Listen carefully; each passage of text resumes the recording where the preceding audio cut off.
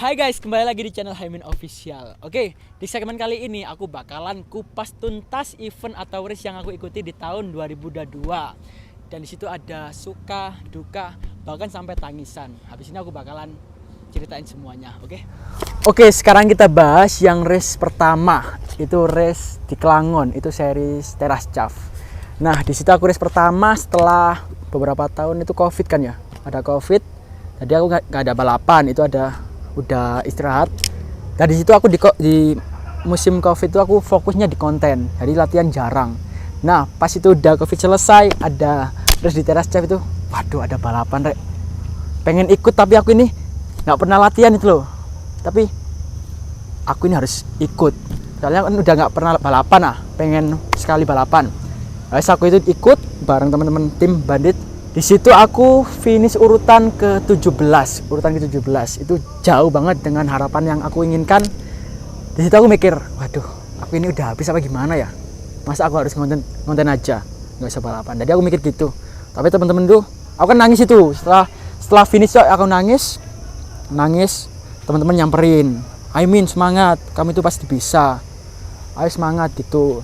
Terus karena orang-orang itu aku tetap nangis tuh, nggak dengerin orang-orang.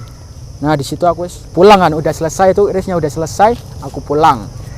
Nah pas pulang itu aku mikir gimana ya caranya aku di race selanjutnya itu harus bisa maksimal mainnya, nggak kayak kemarin kan 17 jauh banget itu, timnya juga jauh, di pedaling terutama, fisik semua aku kalah sama teman-teman. Nah di situ aku mikir pokoknya aku di race berikutnya aku bakalan bisa menang gitu. Oke, setelah dari race Teras Chaff itu kan aku udah pulang, jadi aku mempersiapkan untuk race selanjutnya. Bagaimana sih aku bisa ngimbangin sama senior-senior, sama temen-temen di elite.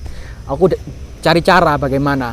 Yang satu, aku lebih giat latihan. Kayak latihanku itu mulai pagi, bangun tidur itu aku push up, plank. Intinya aku ada aktivitas setelah bangun tidur. Terus jam 6-an itu waktunya latihan jadwal itu kayak endurance, nge-gym itu. Siang tetap aku latihan, jadi kayak setiap hari itu aku fokus latihan, meskipun konten tetap ada latihan kayak pagi, siang, sore itu konten aku, malam juga kadang aku olahraga. Jadi kayak nyiapin bener-bener bagaimana sih caranya biar diri selanjutnya aku bisa menang, bisa podium gitu. Nah selain itu aku juga semangat karena beli sepeda ini, si Mondi. Ini aku beli ini dari uang hasil kerja kerasku sendiri. Ini terbaik si Mondi. Jadi aku beli sepeda ini, semangatku tambah. Kayak latihan ke track harus maksimal, nggak main-main. Terus kayak latihan tiap harinya itu, pokoknya aku itu tiap hari fokus di sepeda. Karena aku habis nangis, sedih, habis kalah di Teras Chaff itu, kayak motivasi semangat latihan itu ada. Apalagi habis beli sepeda ini. Nah setelah itu habis beli sepeda ini ada race di Pacet. Itu 2 minggu. Jadi aku beli sepeda, terus 2 minggunya ada race. Pakai sepeda ini baru dirakit itu semingguan. Jadi aku pakai ini cuma beberapa hari. Terus lanjut di race Jatim Series itu di Pacet. Di Pacet itu aku ketemu sama seniorku Mas Avos, ada Randy, ada Prio, ada El Nino, Kabul. Pokoknya banyak itu teman-teman elit. Terus di situ aku alhamdulillah finish di nomor 2. Itu aku seneng. Di atasku ada Mas Avos nomor 1, terus ada beberapa teman-temanku elit itu. Ini harus bisa podium terus ini race selanjutnya. Jadi kayak habis finish, nah lihat tem, nomor 2, pernah nomor 1 cuma Mas Awas lewat, kegeser nggak apa, tapi aku nomor 2 itu seneng dari nomor 17 di main elite aja langsung nomor 2, kau seneng. Terus pulang nyiapin lagi untuk latihan itu di race. Oke, sekarang kita lanjut di race selanjutnya, yaitu seri Jatim di Trenggalek. Jadi di situ aku udah nyiapin latihan, terus fisikku kayak nge-gym, endurance itu aku udah siapin buat race itu. Karena di Jatim Series itu ada poinnya. Nah di situ aku poinnya nomor 2, ada Mas Avos nomor 1. Di race di Trenggalek itu aku punya semangat harus bisa nomor 1 biar poinnya nanti nomor 1. Tapi aku di situ ada beberapa kesalahan di section, terutama di di Curaman. Itu aku ada sedikit kepreset, terus di Berem juga ada. Di situ aku finish nomor 3. Alhamdulillah bisa nomor 3. Itu nomor 1 ada Mas Popo Kabul. Nah Mas Popo itu seniorku rek. Kayak dulu aku ngidolain waktu aku masih youth, itu aku idolain Mas Popo. Itu nomor 2 ada Kabul. Terus itu Mas Safos. Oh, Mas Safos jatuh itu, Mas Safos. Mas Safos jatuh. Jadi itu aku finish nomor 3. Aku lihat Kabul ada Mas Popo. Oh, poinku nomor 1. Jadi poinku di Jatim Series setelah event itu nomor 1. Jadi di Trenggalek itu wis seneng aku. Masih nomor 3 tapi poin nomor 1. Oke, sekarang kita lanjut di race selanjutnya itu di Jatim Series Magetan. Itu aku nomor 3. Nah, di situ aku seminggu sebelum race itu aku lagi sakit. Jadi kayak nggak latihan. Nah, race itu aku sebenarnya masih belum sehat total, belum sembuh total. Jadi kayak pas bawa sepeda latihan pertama itu kayak pusing, kayak nggak bisa nyaman bawa sepeda. Tapi aku alhamdulillah masih nomor 3. Itu ada nomor 1 Kabul, nomor 2 si Priok, Sprili. Nah, itu aku nomor 3. Nah, poinku turun jadi nomor 2. Soalnya di race kemarin itu sebelumnya itu aku si Kabul itu nempel terus. Aku nomor 2, dia nomor 3. Dia nomor 2, aku nomor 3 itu. Jadi kayak tempel-tempelan gitu. Nah, di Magetan aku kalah itu poinnya kalah. Terus lanjut event di Probolinggo, Jatim Series tetap itu aku podium 1. Itu aku udah nyiapin latihan semuanya, itu aku udah siap untuk race itu. Nah, aku nomor 1, si Kabul nomor 2. Poinnya itu aku kalah sama Kabul, kalah cuma 5 biji, kalah 5 poin. Aku nomor 2. Terus itu aku nomor 1, si Mondip naik podium pertama kali di Probolinggo. Nah, si Mondi ini bisa masuk podium itu. Terus lanjut di race selanjutnya itu di Umbaran Backpack. Itu Indonesian Downhill series pertama. Kan udah beberapa tahun nggak ngadain event karena Covid itu.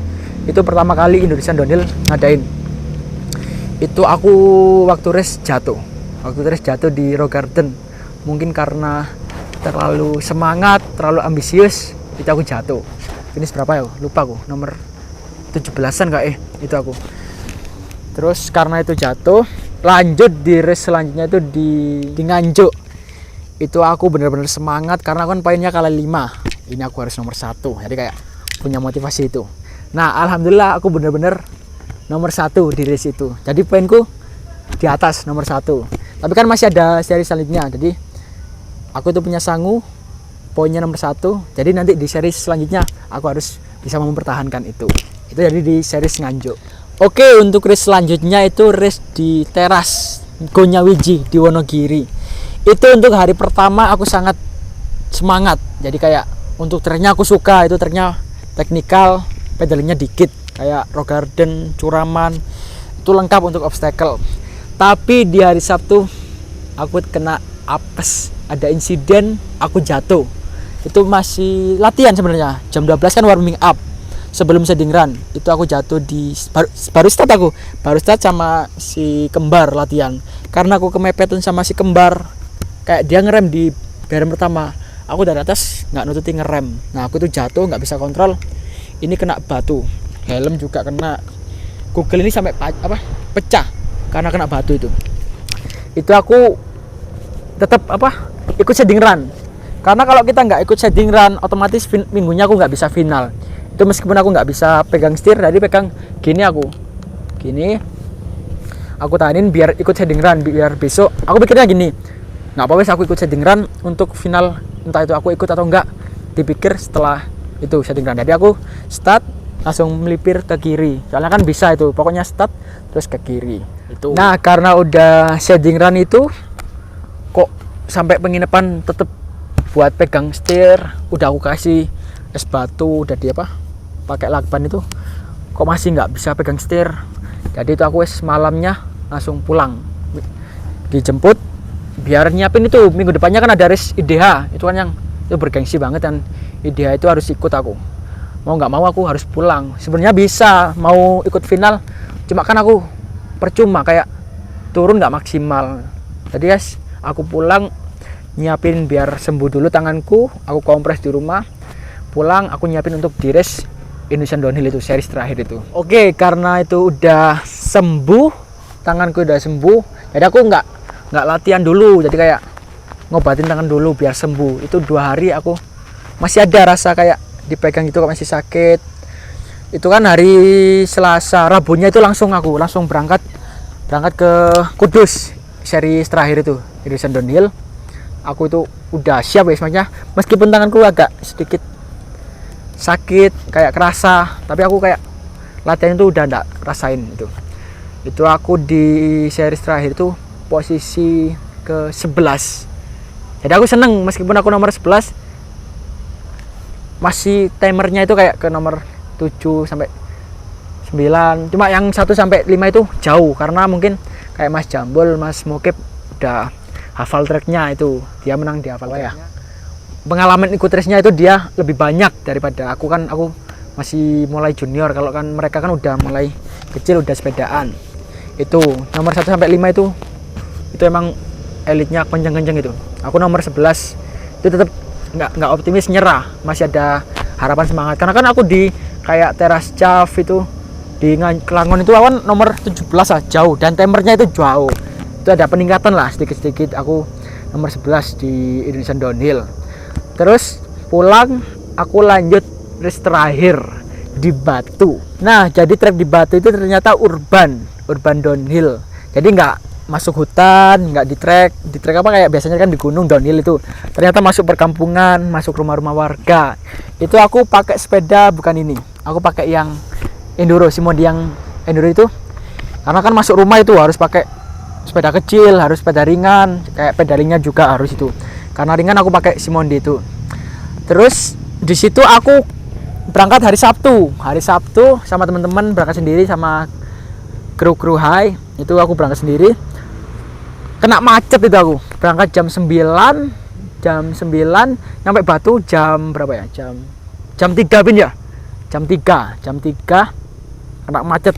Itu macetnya mulai jam 1 itu. Aku mepet selesainya jam 4. Nah, cuma 1 jam. Itu belum aku salin, belum nyiapin sepeda. Itu aku cuma latihan 2 kali. Besoknya langsung main. Waduh, gimana ini, Rek? Semoga aku, meskipun aku nggak walking track, jadi aku latihan langsung nyoba trek, set. Itu masih awal, bisa ngikutin teman-teman. Loh, langsung pertama masuk rumah. Oh, aman, masuk rumah yang pertama.